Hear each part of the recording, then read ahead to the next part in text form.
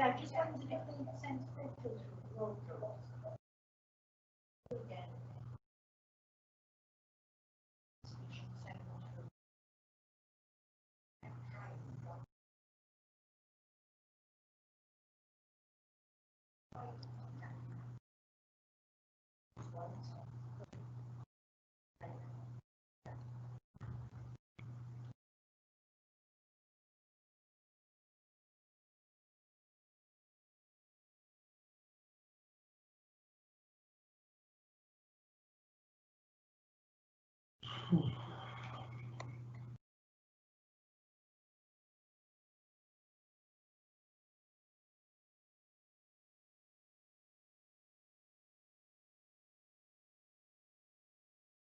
Presumably.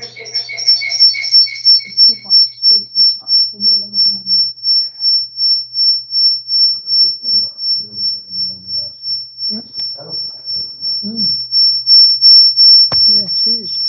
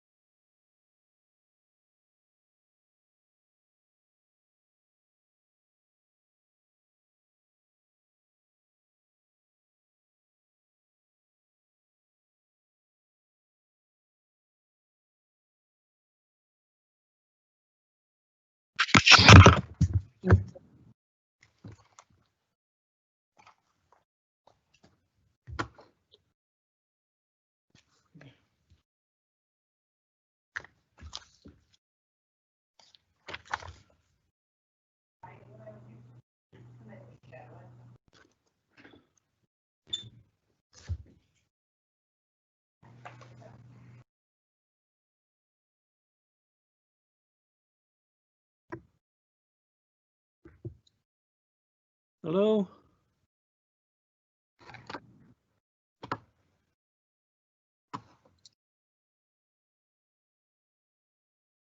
Hello? Good morning, Councillor Richards. We're ready to start the meeting. Yeah, had a bit of a problem in the members' room, I think, with reception. Right.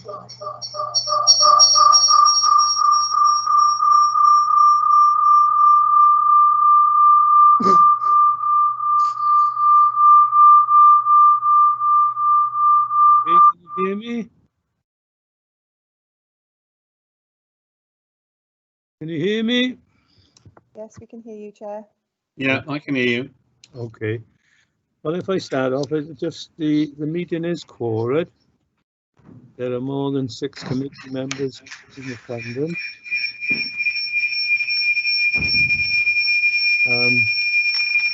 I've got to wait for the broadcast to be switched on. Can someone confirm that that has happened?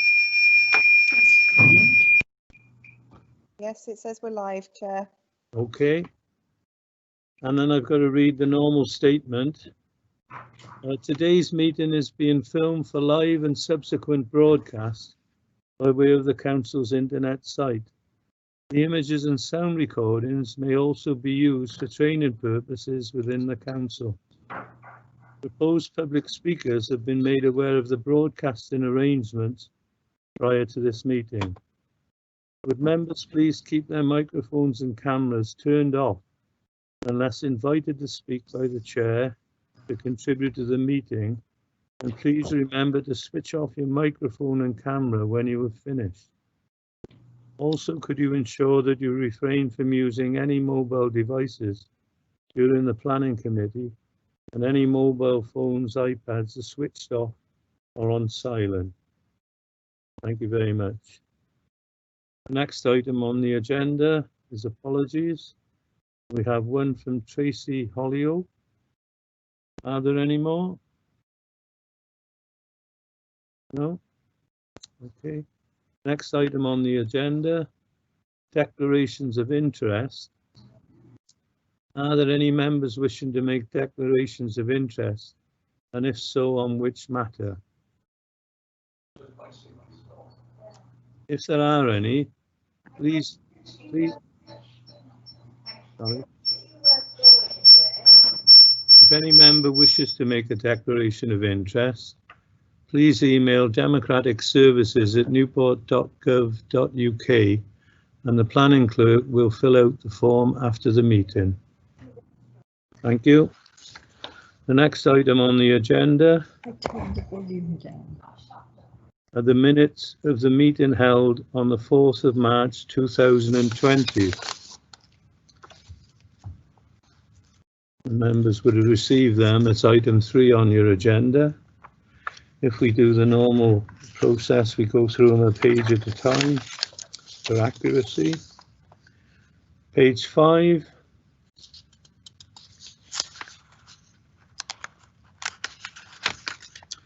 Page 6.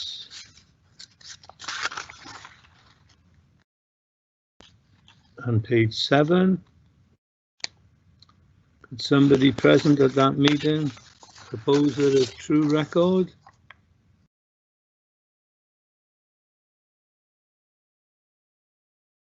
Yeah, I propose it's a true record, Chair. You, James, seconded. Trevor, I can see your picture on the screen. Are you seconding? Okay, It's Graham. I'll second that if you wish. thank you, Graham. All those in favour? Yes, Chair. Thank you very much. Yeah. And we move on to your agenda, the planning applications. And there is one before you today. Planning item number 1 is on page 17 of your paperwork. It's application number 20-0039. The site is land east of Celtic Technology Park Centre, Celtic Way, Celtic Lakes. The ward is Marshfield.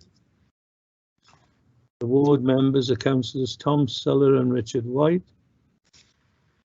Proposal is the erection of 4 3-storey data centre buildings comprising B8 use and auxiliary B1 use, provision of emergency generators, security lodge, hard and soft landscaping, internal access roads, car parking and sustainable drainage.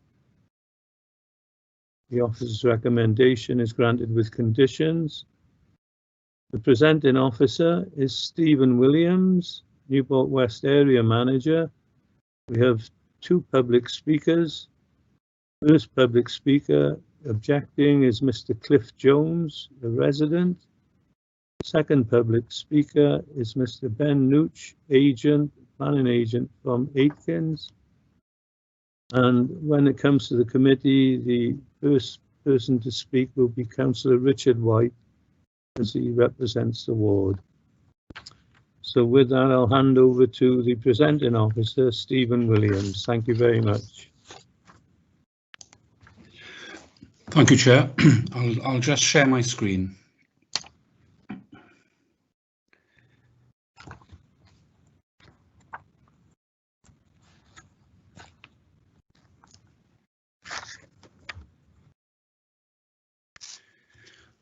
Okay. Can everybody hear me and can everybody see the presentation? Yes, I can. Yeah. Yes. Okay. Yeah, I can as well, yeah.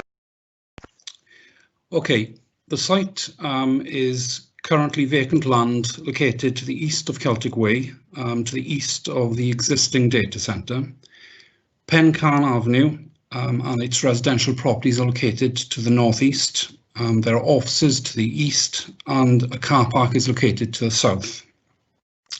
There's vacant land to the north and beyond that is the A48 and a number of residential properties.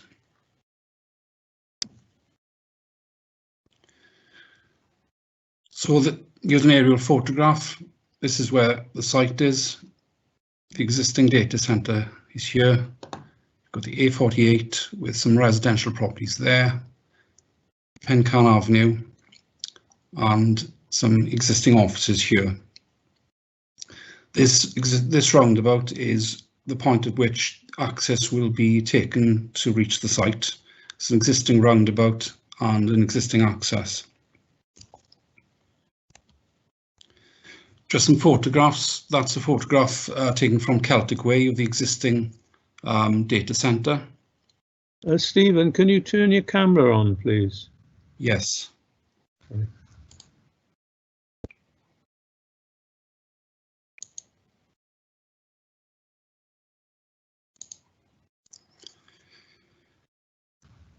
Okay, so that's taken from Celtic Way, the existing data centre there. This is taken from Imperial Way to the east of the site, and you can see the existing data centre, and the proposal is to build on this land in front of it. And that's a photograph of the roundabout I was talking about, the point at which access would be taken to reach the site. So access is up at this point here. The road is currently gated off. You can see the existing data centre there. And this is taken from Pencan Avenue, and one of the access points in, and you can see the existing data centre in the background there.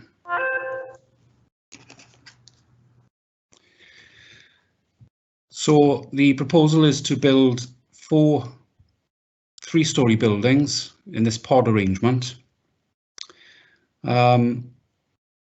60 emergency diesel generators will be installed here.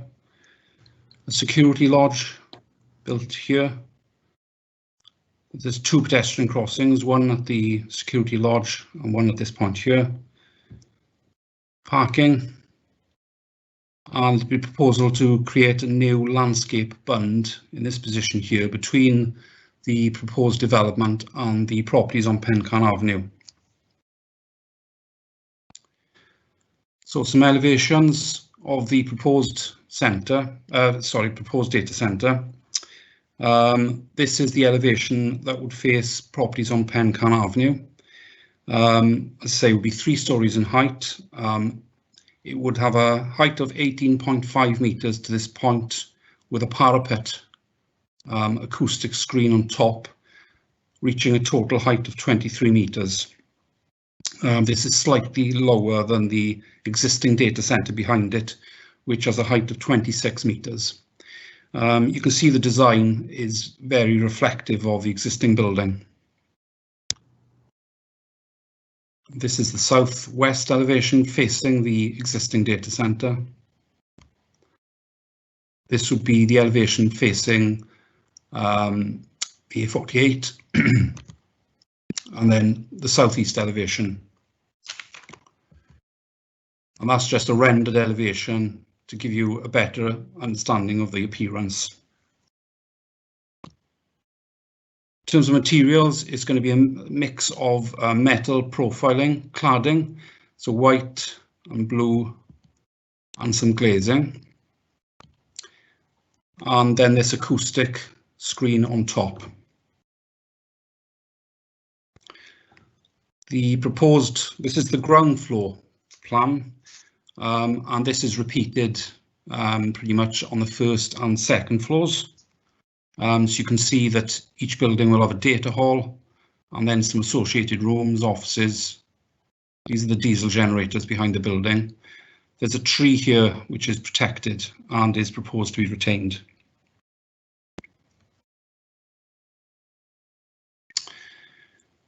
The elevations of the security lodge.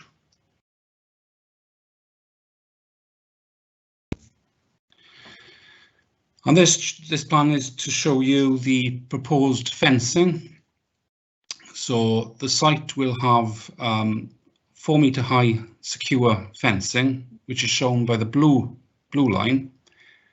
But then to sort of reduce the impact on these neighbouring residential occupiers, this area here will be fenced by a lower 1.8 metre fence. And that's a typical image of the type of fence that would be installed. Then a bit more information about the generators. So, as I say, it's going to be provided to the west of the proposed building.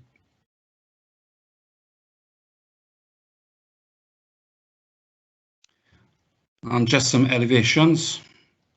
So this is the south elevation, a total height of about 8.5 meters.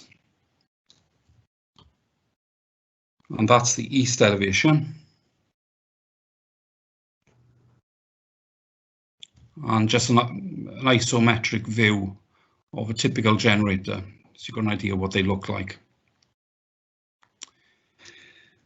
And then the roof of each building will have what's termed air handling units, and effectively it's plant associated with the cooling of the building. So each building will have 9 sets of these air handling units.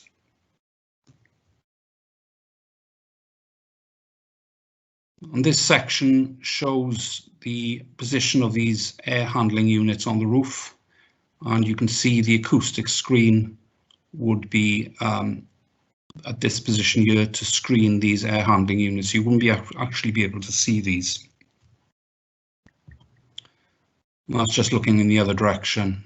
Here's the air handling units on the screen.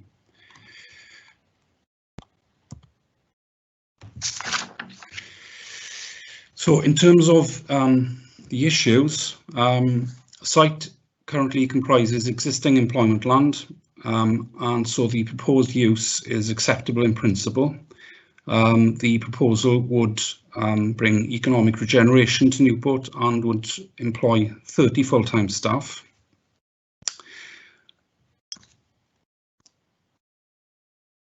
In terms of highway safety, the highways officer have no objection. It's proposed to provide 29 car parking spaces, and this does represent a shortfall. According to the Council's supplementary planning guidance on parking, buildings of this size would normally generate a demand of 69 spaces. However, there are mitigating factors to take into account. First of all, the proposal is unusual. It's not a standard storage use. The building is primarily filled with computer servers, and only 30 staff are employed. So you would have a low level of traffic movements and a much lower demand for car parking than your standard storage use. It's also located in a relatively sustainable location with close access to public transport. And the existing data centre here has a very large car park with 175 car parking spaces. And we've been informed by the agent that this is currently, not just during the COVID pandemic, but before that, this car park was heavily underutilised by about 50%. So there is scope to have car parking to serve this building here as well. Just a bit more information on the visual impact of the building. The agent has undertaken a visual impact assessment and has taken photographs from these positions shown on this plan. And I'll just run through each of the viewpoints so you can see. Just a point before I start, what the agent has done is sort of indicated the extent of the application site. So this doesn't actually show the profile of the proposed building. This is purely to show you the extent of the application site. So this is taken from a position to the south of the site on a cycle route.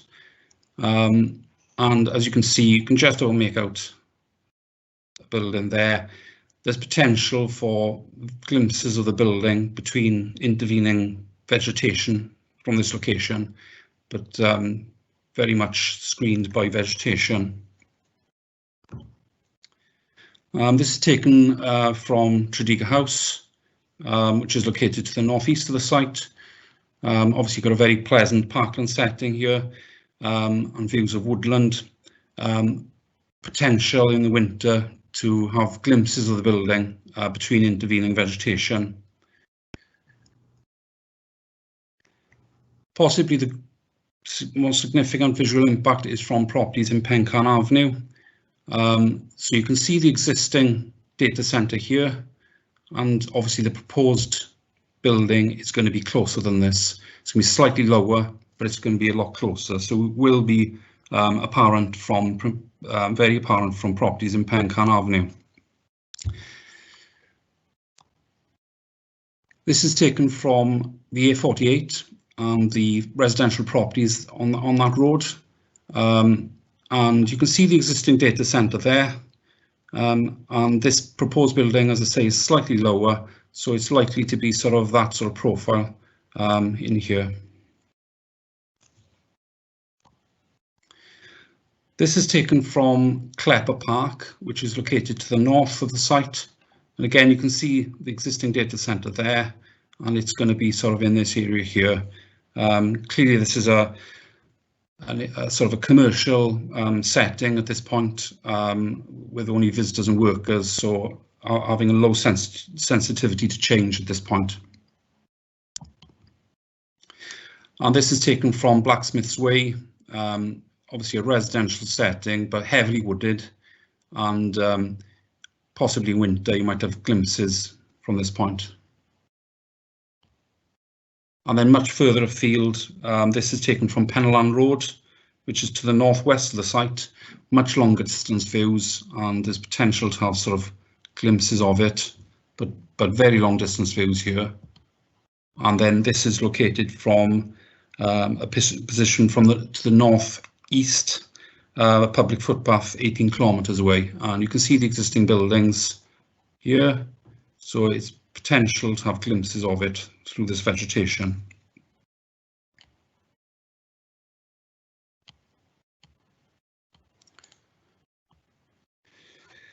Okay, in terms of the impact on residential amenities, so you've got the site here, and possibly the properties with the most significant impact will be these here. The distance from the building to these properties is 40 metres approximately. The distance from the building to these residential properties is about 100 metres away. The nearest properties, number 11, number 12 and number 18, they all have windows, but they are, they all have windows facing the site, but they are side elevation secondary windows. So these properties don't face towards the site. These are their side windows. This property obviously will have a vantage towards the site. So the developer has provided a section drawing of this, which I'll show you in a moment.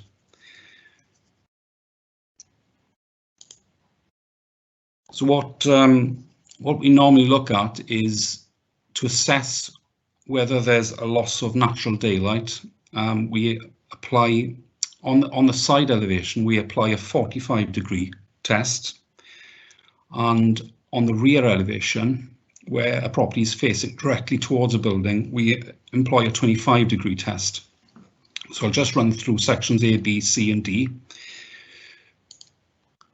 So this is section A, which is number 18 Pencarn Avenue, and from their side window there's the 45-degree splay, which, as you can see, sails well over the proposed building, so passes our test. This is section B, which is number 12 Pencarn Avenue, and again the same. Now section C is the one where I was saying that the rear elevation faces directly towards the building. So in this case, we employ a 25-degree splay from its principal rear window. But again, you can see that it would sail well over the building, so it must pass our test. And then finally, section D, number 11 Pencarn Avenue, which passes as well.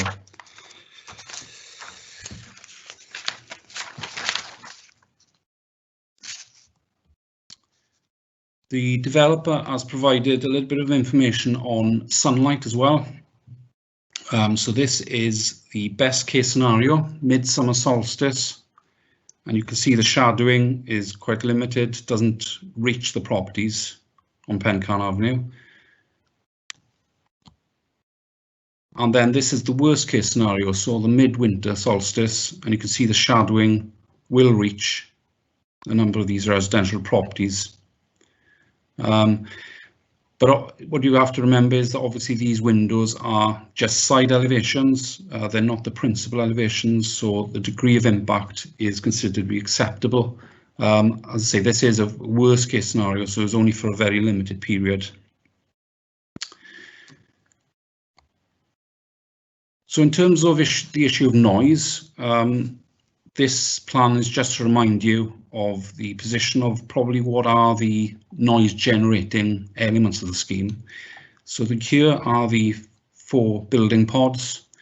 On the roof are the air handling units I mentioned, and to the west of that is the generators. So it's these 2 aspects that have the potential to create noise.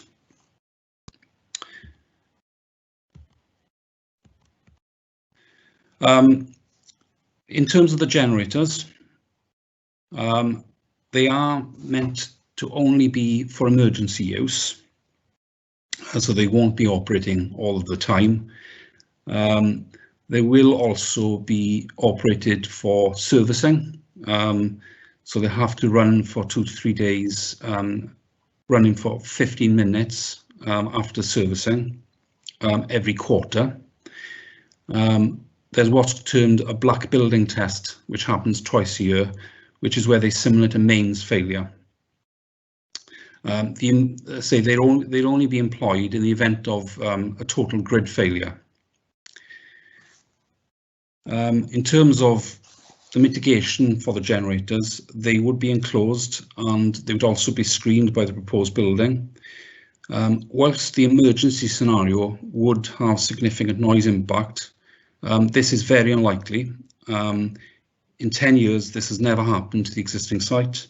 The building will have 2 separate connections to the national grid, and the engines at the existing site have been there since 2009, and which have been subject to testing, and this has never resulted in complaints. And these existing generators are noisier than these proposed generators because they will be enclosed. The air handling units, I'll say each building will have nine of them. Normal day operation, they operate at 60% of operational speed. If one bank fails, the other 2 will be increased above 60%. So it's only if in the event of a failure where there's potential for noise for the air handling units to actually increase. But clearly that would only be for a temporary period whilst it's fixed. In terms of mitigation for the air handling units, this is proposed to provide an acoustic louvered parapet, which I showed you earlier, which would help screen the noise. Environmental health of no objection on the basis of the noise assessment information that was submitted, subject to a number of conditions which are outlined in your report. In terms of trees, a number of trees would have to be felled as part of the scheme, but one tree would be retained at this position here. It's a protected oak tree, and that's subject to a tree preservation order. The car parking, which is located close to it, would have the potential to impact on this tree. So the agent has agreed to have a condition for us to look at relocating this car parking elsewhere in the site to make sure that this tree is protected. In terms of landscaping, as I mentioned earlier, it's proposed to construct a new bund at this point. If you notice, the existing bund is quite low level. It's relatively sparse in vegetation at this point. The trees here do thicken. I got a bit more information on that. So from this point here, you can see there's not much in the way of trees, it's just scrub. But as you move from north to south along that bund, the trees sort of increase in height to this point at the southern end. So it's only the properties at the southern end that really enjoy a high degree of screening at the moment. So what the proposal is you would have to fell these trees in order to create a new bund, and then to have additional planting on this bund that will be much more comprehensive and benefit all of the properties. So you can see this bund here, the existing profile is there, which probably rises by about 1 metre in height, and it will be raised in height to about 3 metres, so it'll be much more substantial, and then allow the trees on top to have a much greater impact than they do at the moment. So in terms of outlook for the properties in Pencan Avenue, you can see that over time, as these trees mature, this building will become much more screened from these properties than initially. In terms of ecology, the site is classed as a site of importance in nature conservation. So to compensate for its loss, an area of managed ecological compensation would be provided on this land to the north. It would equate to 0.6 hectares to compensate for the loss of 0.44 hectares. So it would actually be betterment in terms of ecological enhancement. The only other thing to mention is that it would have a 4-year construction period, but this will be undertaken in phases and split by periods of internal fit out.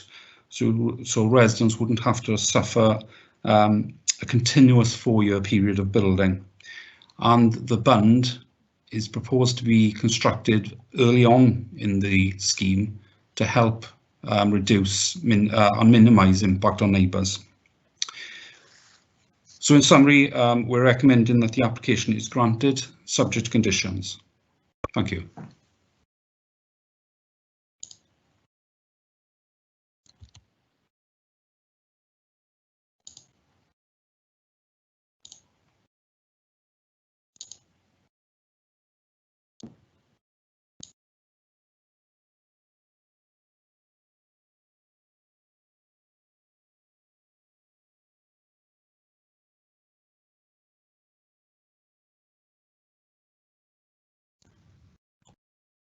Chair, you're on mute. Okay, yeah, can you hear me? Yeah, thank you, Stephen, for your presentation. We now move to public speaker, and the first public speaker is Mr. Cliff Jones, who's a resident and he's objecting. Say welcome to you, Mr. Jones, to this Newport City Council committee. Can you hear me?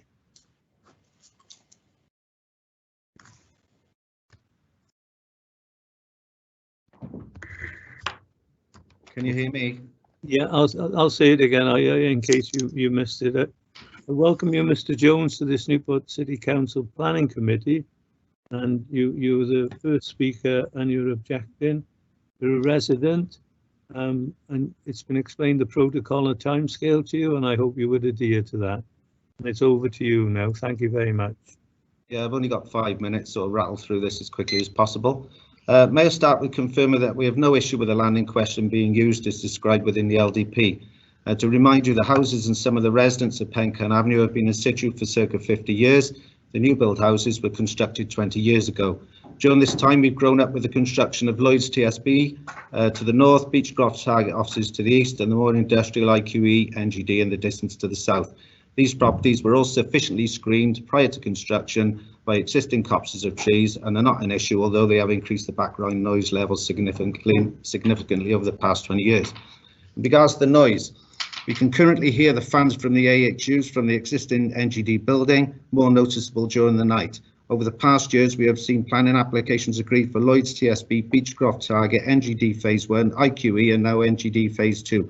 Each application has included approval of planning for generators, air conditioning, refrigeration units, and AHUs. In addition to this, each of these very sizable buildings requires considerable repairs and maintenance, including landscaping, gardening, deliveries, beep, beep, beep, beep, beep, waste collection, carpet cleaning, and cars and vans in the car parks. All of this activity, which usually takes place from 6:30 in the morning and other out of office hours, has massively increased the background noise levels over the years. Indeed, I was awakened by dumping of metals in the bins that are strategically placed along the side of the houses in Pencan Avenue. The number of noise assessment reports provided by NGD evidences that NGD are trying to fit a square peg into a round hole. As a last resort, they have now stated that they only need 60 to 80% capacity to make their calculations work. If this is the case, then restrict the planning for less AHUs. Given we can hear the AHUs on the existing building, no report can ever evidence the circa 800 to 900 additional fans, which is the total within the air handling units, within 120 feet of the nearest house will not increase noise levels.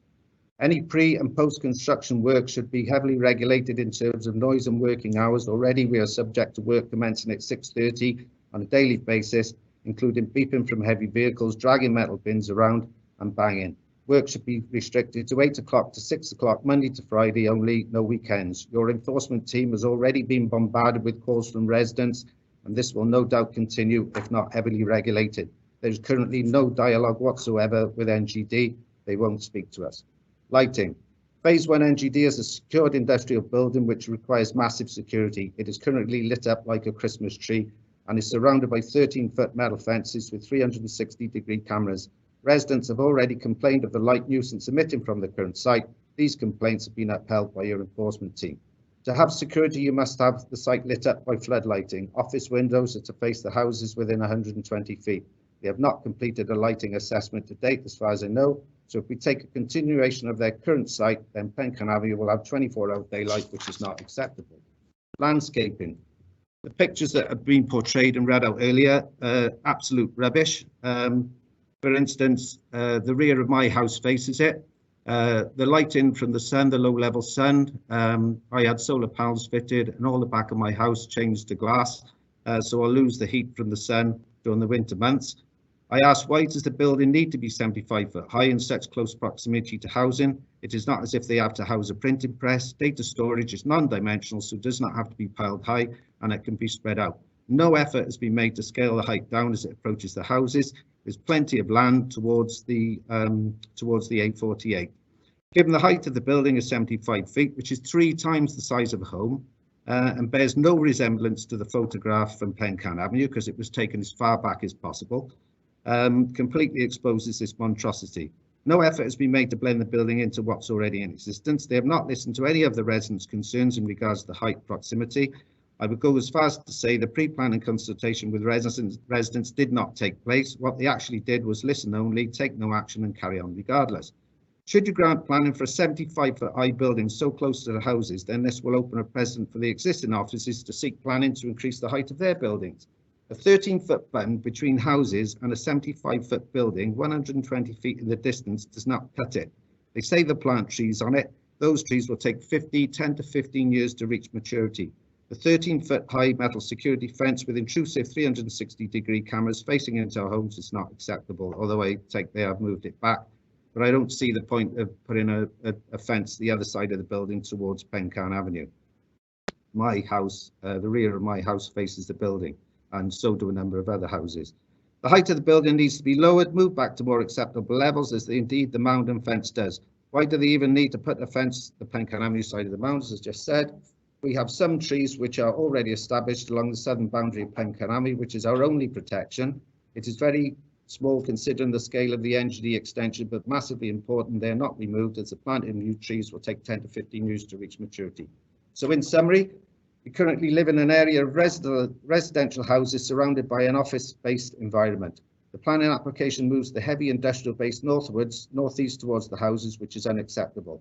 The more industrial type sites should be to the southeast of their current site, where they are more in keeping, and not to the north, as any such action will completely destroy any ambience the residents enjoy.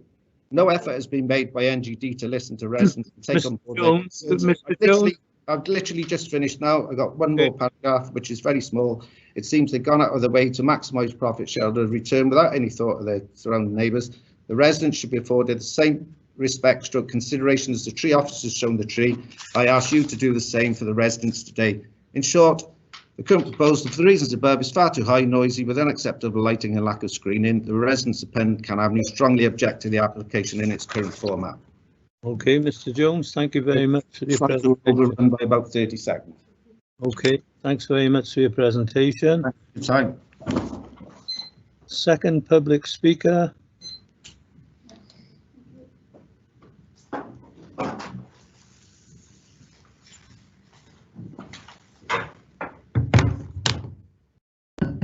Public speaker is Mr. Ben Nooch. He's the agent and the planning agent from Atkins. So same rules and regulations for yourself. It's been explained to you. Over to you, Mr. Nooch.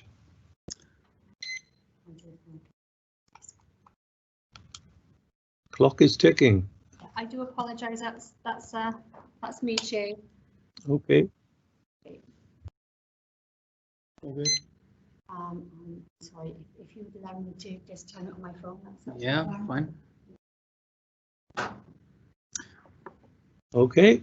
Right. Lovely. Start now. Thank you. Well, thank you very much to Newport Council for the work that's been put in behind the scenes to set up this planning committee today and allowing us the opportunity to speak in support of next generation data's planning application. The applicant and the project team have worked very hard throughout the application process to listen to and address officers' comments and to provide the clarifications and the evidence requested by officers to confirm that these proposals are acceptable. We have minimised the localised amenity and environmental effects in order to make sure that in order to make acceptable a proposal which will have regional economic benefits.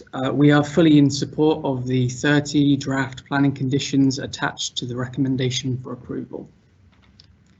So Next Generation Data has operated one of the UK's largest data centres at the adjacent site on Imperial Park since 2008. And the data centre industry is growing at a rapid rate and it shows no signs of slowing down amid recent economic uncertainty. The proposed data centre that you're considering today will reinforce NGD's existing investment in Newport and support the business's long-term plans to establish a data centre campus at Imperial Park. The proposed data centre supports Newport City Council's corporate plan objective to establish Newport as a regional hub for digital enterprise. And approving this application will represent a significant step towards realising this goal and establishing the city as one of the UK's most prominent hubs for data centres. Almost 20 years on from LG, the redevelopment of Imperial Park is long overdue, but the industrial estate provides an excellent home for the proposed data centre. With high-speed transatlantic broadband connections on its doorstep, 2 separate national grid connections to a very resilient power network in Newport, and these are 2 key factors for NGD's high-profile government and private sector clients in ensuring that their highly sensitive data is protected from loss during a power cut. This resilient power network and the 2 grid connections also reduces the likelihood of needing to switch over to the emergency diesel generators to provide power until the national grid is restored. Except for routine testing, power cuts are the only time that generators will be permitted for use, and this is going to be secured by planning condition and also by an NRW environmental permit. We met with the public protection manager and our acoustic consultant did too, to ensure that the evidence supporting the full noise assessment of the specific specification of generators and AHUs to be used meet the council's expectations and demonstrates that noise mitigation measures will not have unacceptable harm on the amenity of local residents. We support the recommended planning conditions, which will secure a clear programme of future noise level monitoring and the reporting of compliance with noise limits to Newport City Council. Our landscape proposals, particularly along the east boundary that we share with residents of Pencan Avenue, are born from public consultation discussions with local residents in 2019, as well as the advice of our landscape architect based on the visual assessment they undertook, and as well as the need to balance landscape, ecology, sustainable drainage, site security, and site waste considerations into a comprehensive landscape design. Now, during public consultation, it became clear that residents of Pencon Avenue wanted better visual screening of the site than existing vegetation provides.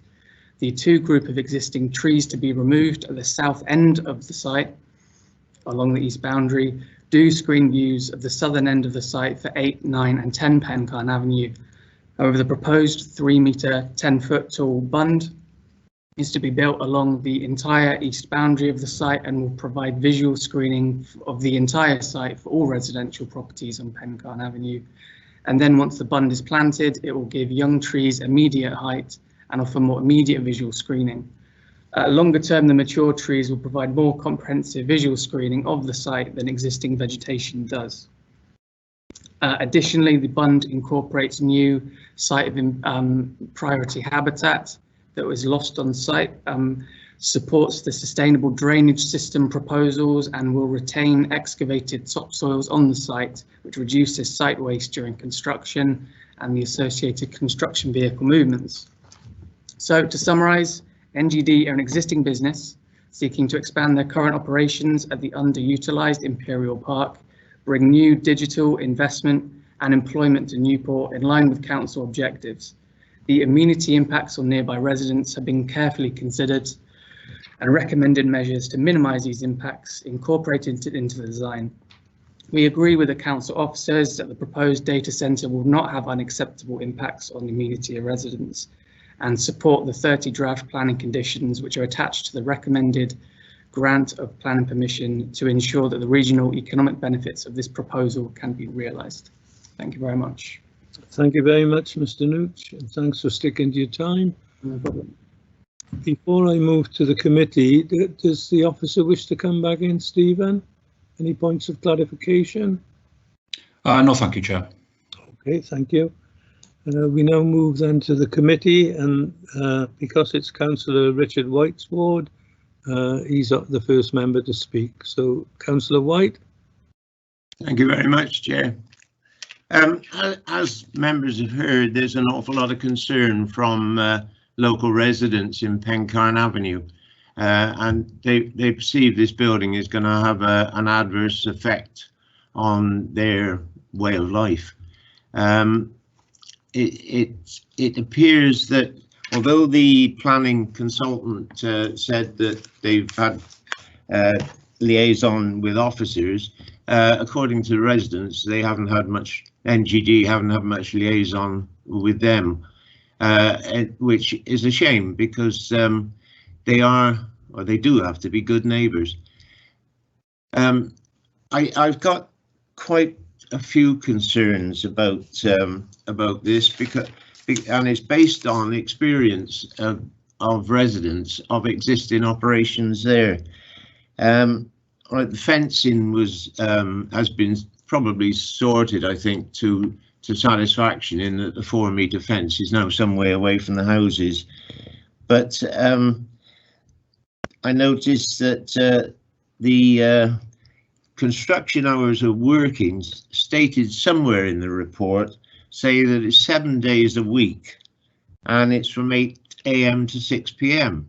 Now this strikes me as rather strange because normally on construction sites of this nature we would put conditions on Monday to Friday and Saturday mornings only, and there would also be a condition for piling. Well, none of that has been considered in this, which I think is if it's passed without any condition on hours of working, that will be a disaster for residents, particularly bearing in mind that they could be working at 8 o'clock on a Sunday morning right next to the houses, clearing away and forming the new bund.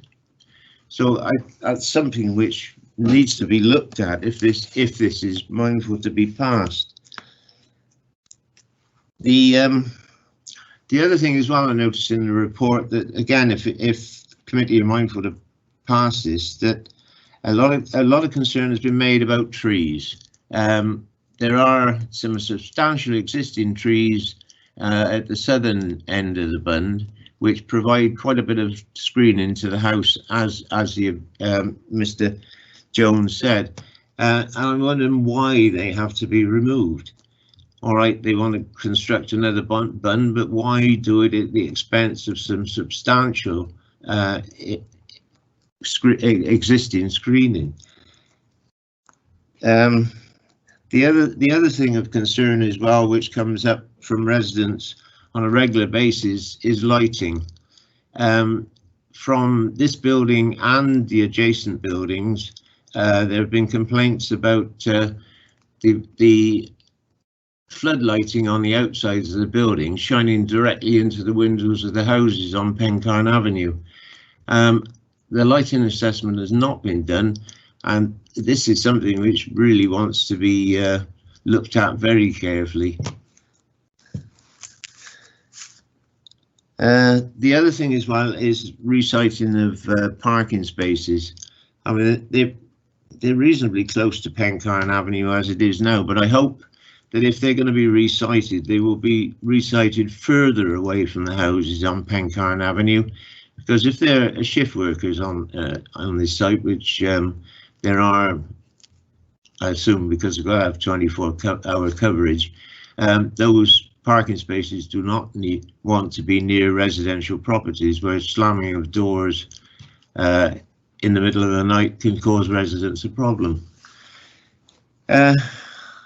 I think that's about all at the moment, but I feel that somehow this site should have been designed in a better way to accommodate the concerns of the residents in Pencarn Avenue. Thank you, Chair. Thank you, Councillor. Any other members of the committee? If you wish to speak, please use the hands up facility.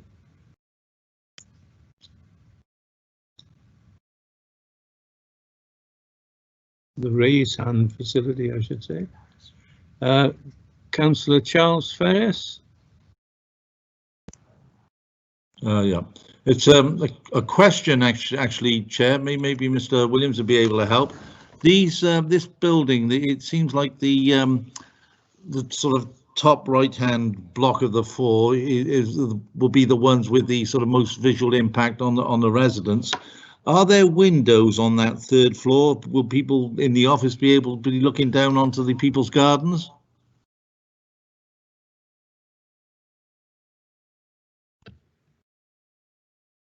Sorry, Stephen, you're muted. I can't hear you. I'll share the screen, look, to remind members what.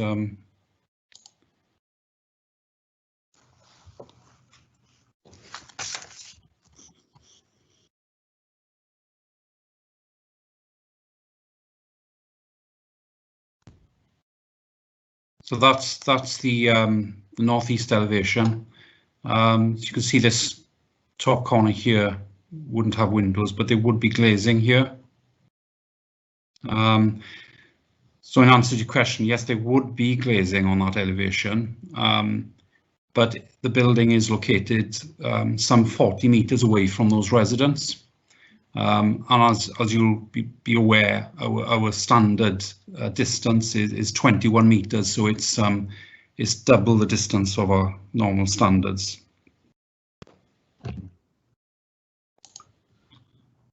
Could I ask another question? Yeah. Yeah, carry on. Now, there's an idea that with this development, there'll be acquisition of land to the north of it to turn into more of a natural habitat. Yeah. Yes. Well, probably too late in the day to say this, but wouldn't it make more sense to put that third block on that natural habitat ground proposed and really take this building, which seems to have the most impact on the residents, away from them? Take this one sort of block of the building away from them, put it up where it'll have less impact on anybody. What we can't really do in this meeting is sort of discuss what possible alternatives there could be. We've really got to look at and assess what's in front of us today. Fair enough. I just couldn't resist it. Pardon me. Thank you, Stephen, for acting as chair. Okay. The next person indicating to speak is Councillor Trevor Watkins. Trevor? Okay, thank you, Chair. Three questions really. One is, how long are the trees going to be maintained for? I would recommend 15 years if it takes that long for them to mature for the screening of the properties in Pencarn Avenue. The other thing is, I'd like a condition put on the development that if the development is vacated for any particular reason, obviously it will still remain as a B8 development. I would like a review of the car parking spaces to be done if another planning application comes in or an alternative person comes in, because obviously the reduction in the car parking spaces at the moment are because they're not needed. But obviously if it changes to another B8, another warehouse, that could then accumulate or have more requirement for parking spaces. The other question is the height of the building compared with the height of the generators. Can somebody tell me, can we compare the height of the building compared with the height of the generators? And one further one, 4 years construction. I'm rather concerned about that in regards to the length it takes to construct all of the buildings. And as Councillor White said, I am concerned about the air handling units, about the noise which that makes. That's all. Thank you, Chair. Okay, thank you, Councillor Watkins. Stephen? Okay. If I answer the question on maintaining trees then first, we do have a condition on the report which refers to the maintenance of trees, and it's condition 7, and that talks about maintaining the trees for 5 years, which is standard for the condition on landscaping. There has to be a cut-off for planning purposes, because it would simply become too difficult for us to manage all of the sites that are built over Newport indefinitely. So we have a cut-off for 5 years. That's not to say that the developer will stop maintaining those trees. That's just the scope of the planning permission condition. In terms of the point raised about if the development stops being used as a data centre and is then used as an alternative storage use, and that could obviously trigger an issue for the car parking demand. We do have a condition to deal with that, and that's condition 3.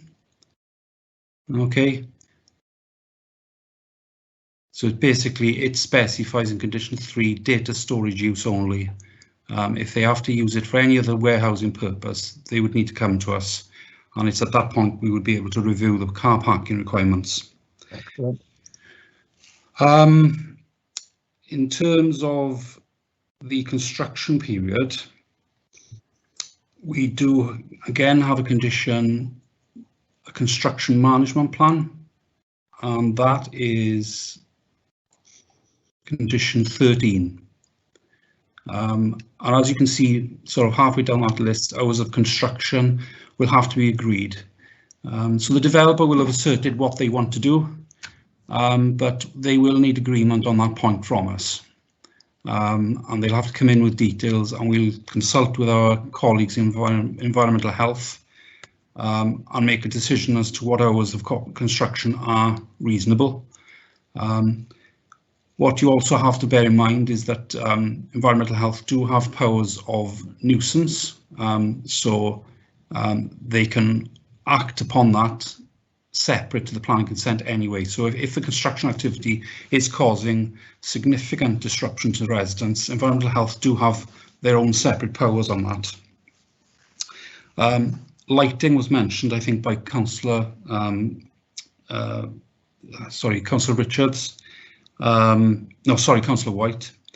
And that is covered by condition 14. So they haven't provided that information yet, but they will have to, and that's required by condition 14. And then there's the question on the height of the generators.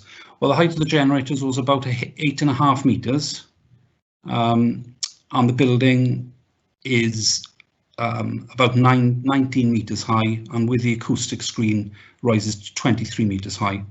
So the building is substantially higher than the generators. Yeah. Okay. Hopefully that covers everything. Yes, it does. Thank you very much, Stephen. Thank you, Councillor Watkins. Thank you, Stephen. Next speaker, Councillor Carmel Townsend, please. Thank you, Chair. It's just a question for Stephen, and again about trees. Do you know what type of trees the mature trees are on the site? And do they actually have to be felled? Oh, I can't hear. I can't hear you, Stephen. I'm not immediately familiar with the species of trees that are on the site, I'm afraid. The reason that they need to be removed, the reason that the developer wants to remove them is to construct a larger bund. So in the short term, clearly there will be a significant impact in those trees being lost. But the idea is that they will be able to construct a much more substantial bund, and then following replanting, it will provide in the longer term a much more substantial screen for the residents. So it's short-term impact over long-term gain is the reason for it. Yeah, it just seems a shame to remove trees that are, you know, mature trees, decent trees. Just seems a shame to move them, or remove them, should I say. Okay. Okay, thank you, Councillor Townsend. Next speaker is Councillor Dudley.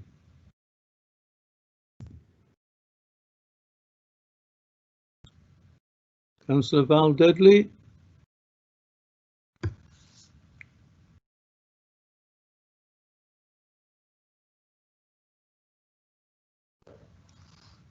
You're there. Right. Oh, you're there. Okay, Right. off you go. Thank you. Thank you, Charles. I have very grave concerns about this development, because I think once again we're riding roughshod over people who have lived there for many years. I have concerns about the lighting. I have concerns about the car parking spaces being so close to the houses, and more than anything, I have concerns about the height of the building. I don't see why. Well, I don't know, because I'm not a technical person, but surely in order to alleviate the problems that the residents are going to endure, this could have been made a smaller building, or, as was suggested, moving it across to where the wildlife area was going to be. But the main thing I do feel is, why do they, I agree with Councillor Townsend, why do they need to take these trees down? Could they not move the building of the bund nearer to the development itself? And are the trees that they're going to plant, are they going to be mature? Because it is possible to buy mature trees, not obviously 30-foot high, but mature trees rather than young saplings. Altogether, I really believe that to provide jobs for 30 people, compared with the disruption to the lives of the people who live in Pencalm Avenue, I don't think it's acceptable. I tend to agree with everything that has been said by Councillor White, by Mr. Jones, and by Councillor Ferris and Councillor Townsend. It's just unacceptable to me. Thank you. Okay, thank you. Next speaker is Councillor John Guy.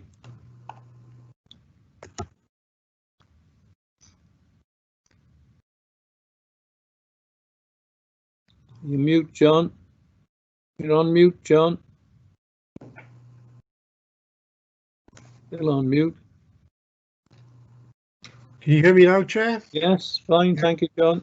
Okay. Thank you, Chair.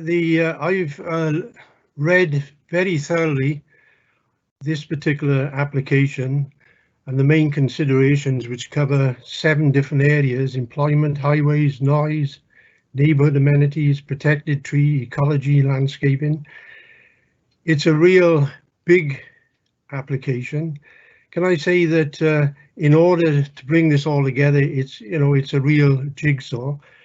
But basically, I think the application stands on these individual things. There's a lot of work being done into it. In my opinion, it brings certain amount of employment. Obviously, the construction. There are things which other members have been concerned about, but in my opinion, the main considerations have been covered, and it's, as far as I'm concerned, it's something that should go through. Thank you, Councillor Guy. Any other member of the committee wish to speak?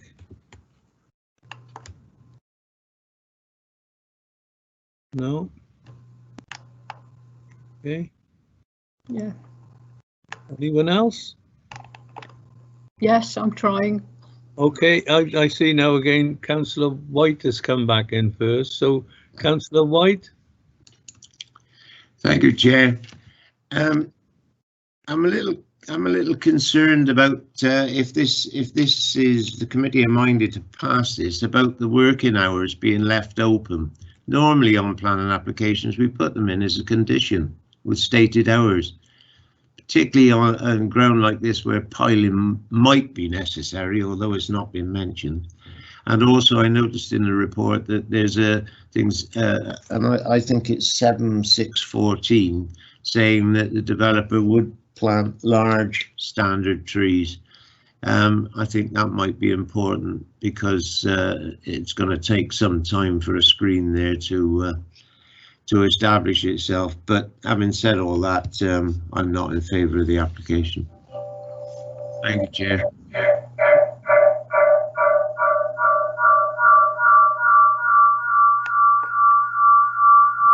Let the dogs out. Right. Does any other member wish to? Stephen, do you wish to come back in on that last point? Yes. Can you turn your microphone off? Yeah, I just want to reach sure that we have got a condition on the construction management plan which will deal with construction hours. So that is a point that that is an issue that we will have under control. And as I mentioned earlier, any nuisance, environmental health will have their own powers in any case to deal with nuisance to residents. That's all I have, Chair. Okay, thank you very much. Councillor Trevor Watkins has indicated. Thank you, Chair. Just one question in regards to construction. Will there be a wheel wash, sorry, a wheel wash plant in place during the construction time? Again, that's a level of detail that will be covered off by the information that comes in as part of, to deal with that condition. So we haven't sort of looked at that in detail yet, but the developer will have to come forward to us with details such as wheel washing facilities. So that's something that will be dealt with by the condition. Okay, thank you, Stephen. Okay, thank you very much. Councillor James Clark has indicated. Yeah, thank you, Chair. Just brief one. I'm just sort of my views at the moment. I understand sort of my fellow councillors' concerns, but I think in this case, I believe Stephen has the questions have been answered, and there are concerns. I think sort of Councillor White, I think Councillor Watkins sort of mentioned about the construction hours, which is, you know, you can imagine as residents, you know, the concern. But I think that question has been answered, and I know sort of it goes into the Newport sort of plan for the economy, digital economy, jobs, etc., jobs as well, and how important that is. And I think, like Councillor Guy, if you read this thoroughly, the majority of the concerns, or well, all the concerns, to be honest, I believe have been met. So for me, like Councillor Guy, I'm in favour. Thank you. Thank you very much. Right, any other committee member, elected member wish to make a contribution? No? Councillor Dudley, are you still trying to get in?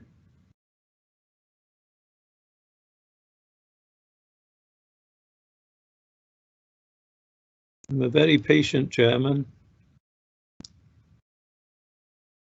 No? Yeah, now you can speak. Right, thank you. Yes, it wouldn't work. You know, I'm not good with things of a technical nature. Could you refresh me as regarding the noise from the air handling units, please? Have you done, or have you got any idea about the decibel noise that's going to be generated? Do we have Michelle Tett in attendance, who could, who's obviously environmental health officer, who might be able to sort of assist on that? I believe we do.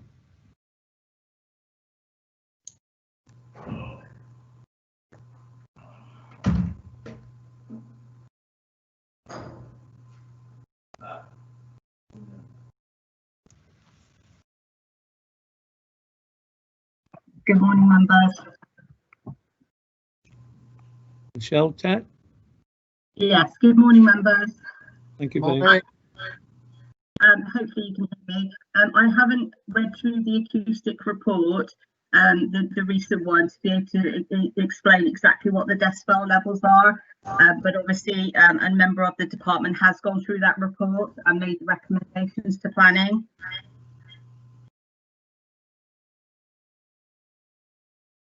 Sorry, I couldn't hear that very well.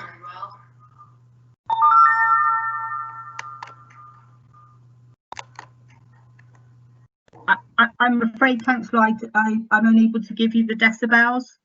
Okay. Right, can you hear me? Because I can't make this work. Yeah, no, we can all hear you. It's all okay. right, thank you. Right, I do have great reservations about this application. I do feel that, you know, I know we can't stand in the way of progress, but it does seem to me that all the time, you know, residents who have lived there for many years are now going to have to put up with all of this, never thinking that they were going to have to do anything like that. But I don't think I can approve this.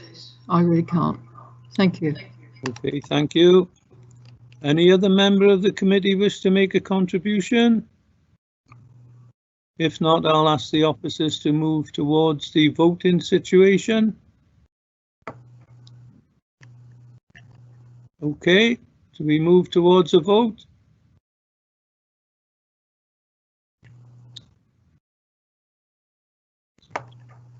Well, Chair, so well, the proposer. Yeah, sorry, yeah. Can somebody propose something, please? I can't get the hand up.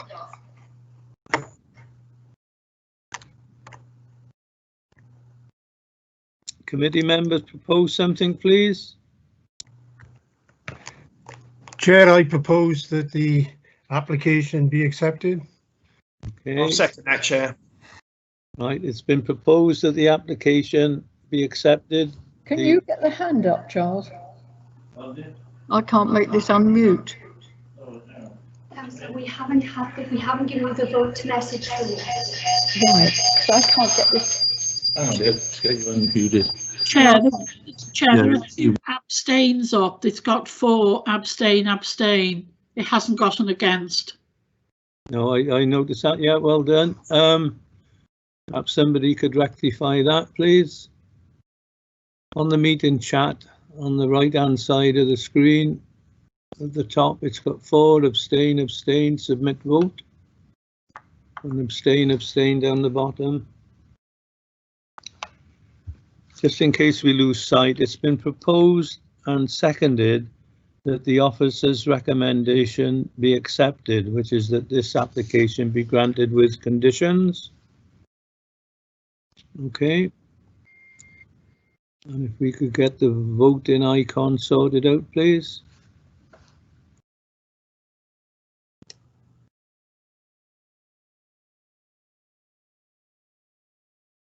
Chair, can I just come in a little bit about the voting?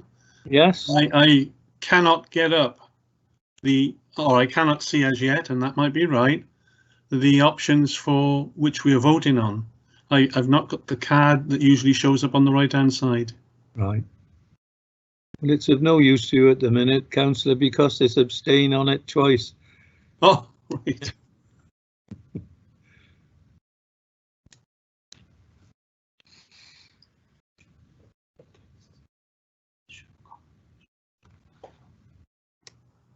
I was going to say, Chair, that if it doesn't turn up for me, would I be able to give you my vote verbally? Chair, if you continue scribing down, it should give you. It's okay now. It's okay now. It's okay now. Yeah.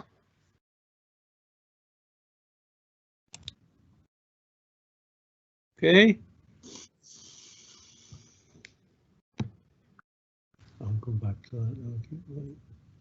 Sorry, Chair, it's Councillor Clark here. Mine now, all I've got is against and abstain. I can't see the for one now. Right. But where I'm sitting at the minute is on the right-hand side of our screen, on my screen, meeting chat. It's for, against, and abstain up in the top, and then vote. Have you got no, Graham? Chair, I'm not getting that at all. Okay. So again, the fallback is I'm quite prepared to give an open verbal vote if that's required. And for me, Chair, sorry, it's Councillor Clark. All I can see is against, abstain. I imagine the 4 is above it. I just can't see it. It is above it, James. Hold on. Oh, actually, got it. I've got it. Got it. Thank you, Carmel. Okay. Can I seek some legal advice, please, on the question raised by Councillor Berry? Because I know in training we discussed about how we could vote as planning committee members and whether we should go to each individual one to cast his or her vote. Yeah, if Councillor Berry can't see the voting, then I think we'll have to do it individually. Go to each councillor. Yes, I can confirm that I cannot see any box on the right, and I know what to look for. It hasn't turned up. I've got nothing to vote on there other than verbally I know which way I wish to vote. Okay. Well, based on sorry, legal... Chair, Chair, it's Councillor Clark again. Sorry, just a quickie, Grant. So the screen where the messages were going on earlier about turn your mic off, did you see that? The answer is no. So your screen going across, the screen going across. Oh, you mean across left to right? I've got that screen coming up. Yeah. And have you got the small one which looks like a bubble? Yeah. Next to the 2 people. Have you opened that?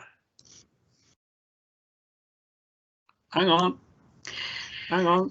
Hi, it's Anne Jenkins here. Sorry, I've got it. Yeah, you're right. It has come up now. Yeah. Could we all hold fire? Anne, could you make a contribution, please? Yes, I would. I think that we're probably better going through a roll call of all the committee members. Okay.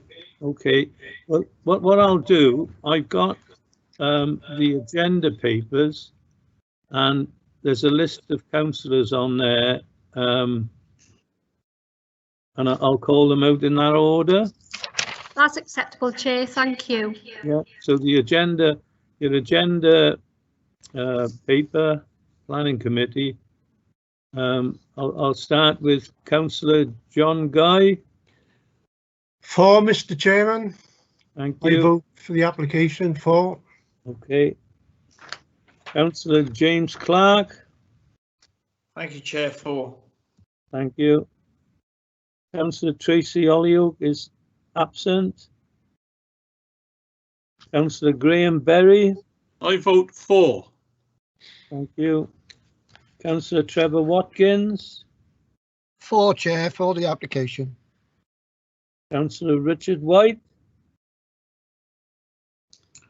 Against, Chair. Thank you. Councillor Val Dudley. Against, Chair. Thank you. Councillor Jason Jordan, absent. Councillor Carmel Townsend. Against. Thank you. Councillor Charles Ferris. For. Thank you. And as chair, I'll cast my vote for.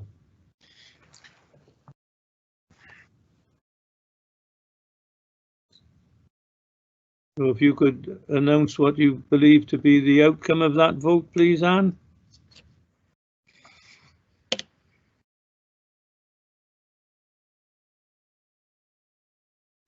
Hiya, Chair. It's Neil. We've got Neil. Sorry. We got 6 for and 3 against. 6 for and 3 against. Yes. Okay, so the officer's recommendation is carried. Thank you all very much.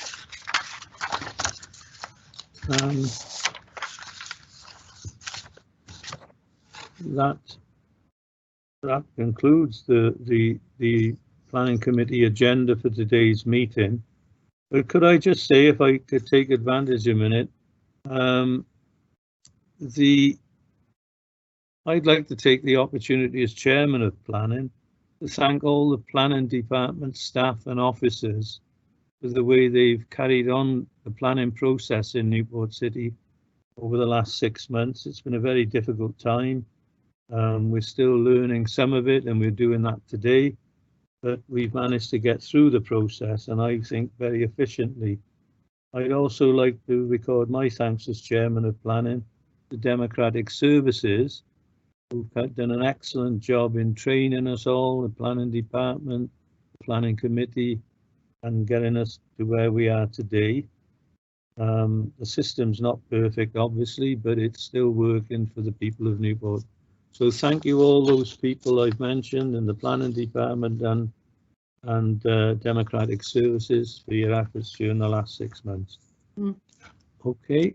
Also, Chair. Thank you very much, and I hope the planning committee would endorse that. So Yes, I do. Okay. Yeah, certainly do that. Yeah. Okay. Thanks very much. Could I then, Anne, do we finish now, or say thank you and say goodbye and cheerio? Are we finished? I think we